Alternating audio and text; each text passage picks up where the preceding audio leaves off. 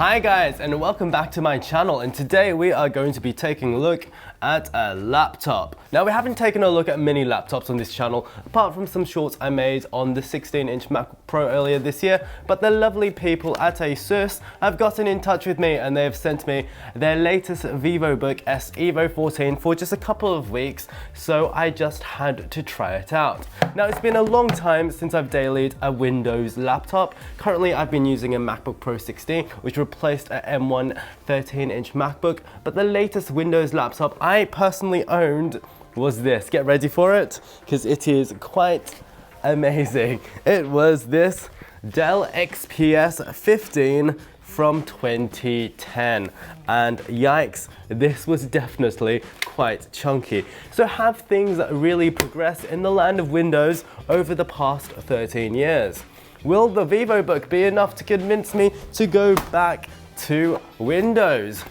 Let's find out. If you enjoy my content, make sure to like and subscribe, and be sure to comment any questions that you might have about this Vivobook. So for context, the Vivobook 14S is the one that I've got here. It's part of ASUS's workhorse Vivobook range. While they're less premium and stylish than the ZenBook line, they do promise decent performance for the price. And if you listen to the specs, it definitely sounds quite promising. Not only does this compact Intel Evo branded laptop have a 12th Gen i7 with Iris Xe graphics, you open it this way, but it also has 12 gigabytes of RAM, which is quite impressive, 512 gigabytes of storage, which is all very attractive at the RRP price of 1,799 Australian dollars. And now that significantly undercuts something like a 13-inch MacBook Pro that I did carry with me for quite some time. That starts well over $2,000. Unfortunately though, the hardware doesn't exactly excite me as some other options. And from first impressions, it's clear that the Vivobook S14 is not from the premium ZenBook line because it's quite utilitarian in design. That's not to say that it doesn't have its own visual flair, but it really lacks any sleekness that one might expect from a laptop in this price range. The materials are a mix of metal and plastic, and while it does feel relatively solid, there's no keyboard flex whatsoever. For instance, like I'm pressing here and you know, there's zero flex. The screen also doesn't feel like it's going to break when you flex it like so, which definitely helps, but it just doesn't feel as fancy as one might expect from this price point. I mean, for example, what's up with all of the stickers that are on the palm rest over here? It's not 2010 anymore. This doesn't fit on a laptop from 2023. And there's also a few odd design decisions. For example, on this lid, which is a very lovely minimalistic aluminium design, it's been adorned by a couple of plaques over here. To be fair, they do look pretty cool at first, but it does get worse the closer you look, because not only does it say ASUS Vivobook on it, which is fine, but it also says hashtag go further, hashtag be fearless, and also explore the possibilities.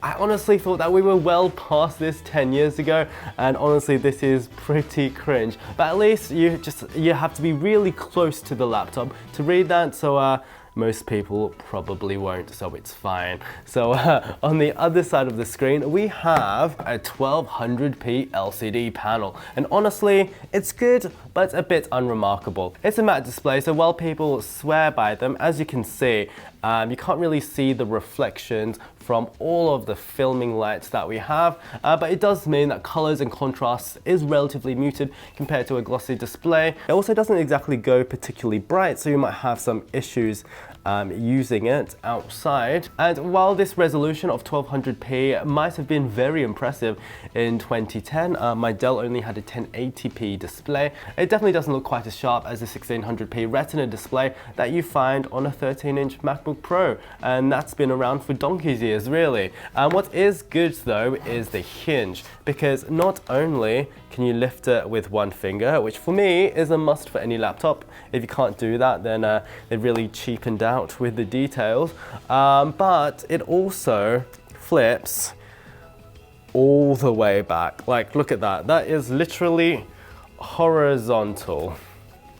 I'm honestly not sure why you'd want to do that, but hey, It's pretty cool. The screen is also surrounded by a relatively thin bezel. I think the display to bezel ratio is pretty good, but it is a bit of a coarse plastic texture that doesn't exactly feel very premium.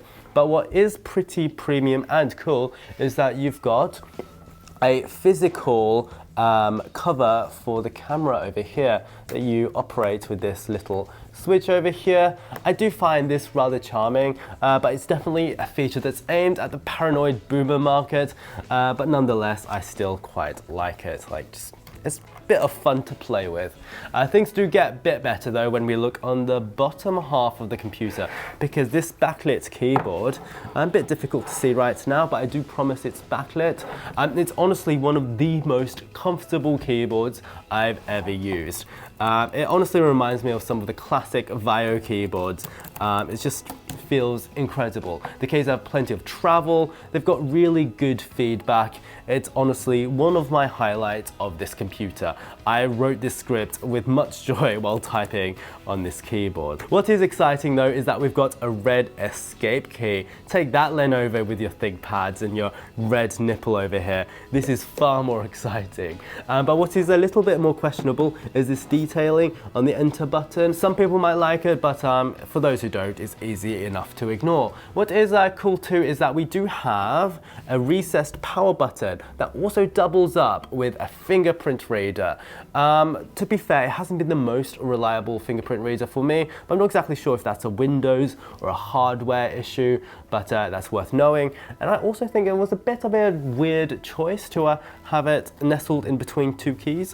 Why not have it on the very far edge of the keyboard? I don't know, but at least it's there. The metallic texture on the palm pad surface is also pleasant enough, but again, it doesn't exactly come close to the unibody MacBook, and unfortunately the trackpad, which is quite large over here, is a little bit average. Now, my memory of Windows trackpads, to be fair, has been of utter mediocrity in the past. And while this isn't the worst, it's not great either. While this does have all of the gestures that one expects of a modern laptop, like we can do our mission control gesture, and we can flick between different spaces like we can on a Mac. That all works pretty well. It does seem to glitch out a little bit more often than one might like, especially when you're like pinching to zoom. It's like, you know, it's not working all the time perfectly. And also the dive board clicking mechanism does feel very 2010. Some competitors definitely do have better trackpads like this. Like, I just don't enjoy clicking on this trackpad, so I just like double tap, which feels a little bit better. On the upside though, the port situation is utterly fantastic. On the left, we have a single USB-A port, which I found to be actually surprisingly useful. I think MacBooks have had USB-C for almost a decade now, but we're still finding plenty of devices with USB-A ports, so that definitely comes in very useful. On the other side, we have, wait for it, another USB-A port. We probably didn't need two, but again, I wouldn't say no. But it is joined by two Thunderbolt USB-C ports, which is definitely very good, and they double up as power inputs as well. And the 90-watt power adapter does charge this little device very quickly. You also have an HDMI port and also a headphone jack, which is very fun. I've been hearing that a few laptops recently have not had headphone jacks. Now that is absolutely insane, but it's nice to see that it is there. The only real port that's missing, I would say, is an SD card reader. But that's not required by most people, and overall it's pretty fantastic. And this all fits inside a relatively small chassis. It's 19mm at its thickest point, which isn't too bad at all, and it weighs 1.5 kilograms. While neither of these are particularly outstanding specs, overall the hardware of the Vivobook seems to be more ThinkPad than MacBook. It's quite utilitarian, and it feels pretty tough, so no major complaints there. But is it any good to use? Let's find out.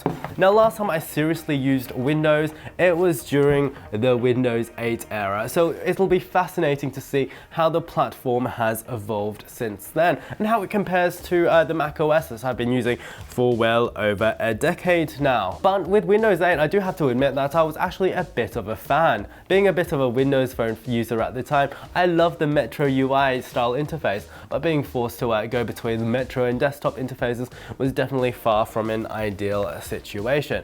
But what I saw from the Windows 8 effort was that Windows is trying to inject a bit of style into their product offering. And Windows 11, I mean, wow, it actually is surprisingly beautiful. Firstly, I absolutely adore how the taskbar looks on the bottom. It's centered, the icons are so clean and minimalistic. I love the animations that pop up. I absolutely adore the frosted glass texture. It is honestly so beautiful.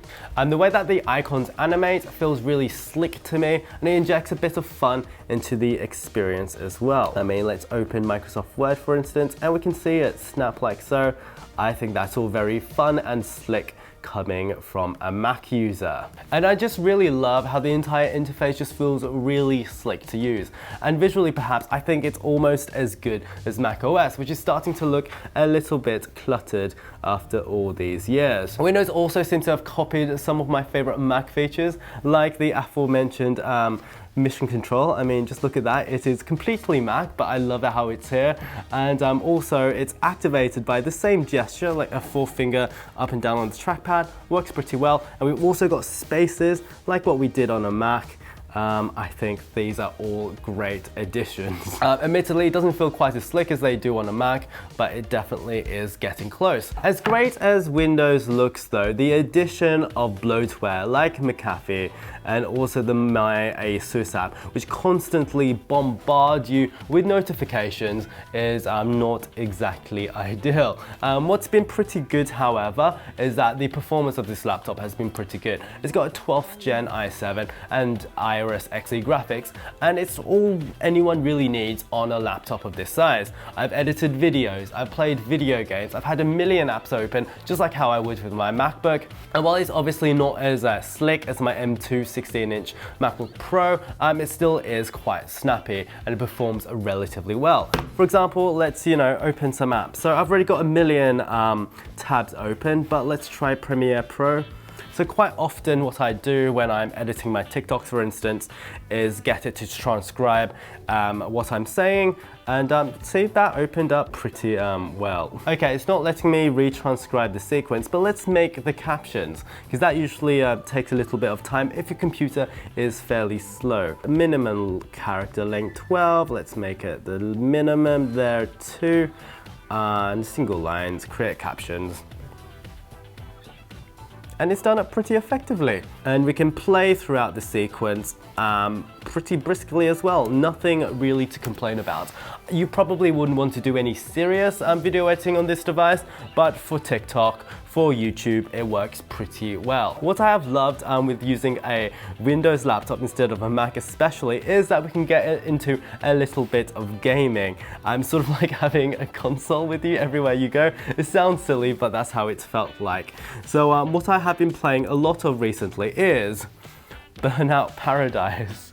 Now obviously this is a bit of an older game, but it runs really well. And yes, obviously you do have a choice of better games on Windows as opposed to Mac. So I've got Burnout Paradise, which I admit is a game from 2008 running on full settings. And the way that it just performs is absolutely perfect. Again, you probably wouldn't want to play any modern games on this, but for my sort of gaming, old racing games, this is absolutely perfect. When you are playing games on this particular computer, obviously the fan does turn on and it is quite loud, but again, that is definitely better than overheating, I guess. So while we wait for Civilization to load, I would like to say you do get a nice sound by Harman Kardon logo over here, but unfortunately they sound absolutely awful, especially when the competition is so competitive in the speaker space right now. This definitely is quite disappointing. Like, this is full volume right now. Though we stand at the height of prosperity. And it honestly sounds like an iPhone. I mean, you've got all of this space. It's so disappointing how the speakers are just absolutely terrible. Okay, so we've got the game open right now, and as you can see, the movement is pretty smooth. Unfortunately, it's not 120 Hz like some other computers, but it does work pretty well. And let me escape from this barbarian encampment here and run into a barbarian scout, but that's fine. And if we do the next turn, performance definitely is pretty snappy. So as we can see, civilization works great. And that is basically the extent of my gaming. But if you can just hear right now, the fan is definitely spinning quite loudly. So while the performance of this laptop definitely is quite impressive, it's little things like the fact that the screen's only 60 Hz instead of 90 or 120, which definitely could be faster. The sluggish behavior of the fingerprint reader and it just waking from sleep, and also the relatively lackluster trackpad. All of those little things do take away from the experience. And the fan also, while it keeps everything running very cool, it does make itself known whenever you are doing anything remotely processor intensive. And now we come to the battery life, and this is a little bit difficult to rate because with mixed use, I have been getting around 6 or maybe 7 hours of battery life without trying too hard. And yes, this would have been very impressive back in the day, but after using Apple Silicon MacBooks for a couple of years now, which can achieve twice this quite easily, it really puts things into perspective. And when you are really pushing this laptop hard, as you can see over here, you only get around 2 hours of battery life, which is fine, but again, not amazing. So in conclusion, what are my thoughts after a couple of weeks of using the Asus Vivobook S EVO 14? Well, while I loved my experience with Windows 11, it's a beautiful operating system that's got a lot of features that I love from macOS, and I'm actually surprisingly loving being able to game on my computer. The laptop itself is a little bit of a mixed bag. Performance and battery life are both fairly decent. Not amazing, but fairly decent, especially considering the size.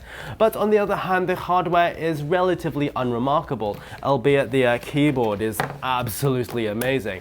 I would personally recommend that you pay just a little bit more for a higher end model, like perhaps the OLED Vivobook or even a ZenBook. But this particular Vivobook, especially if you can get it on sale, is not a bad deal at all. So thank you for watching. Be sure to like and subscribe if you haven't done so yet, and ask away in the comment section if you've got any queries.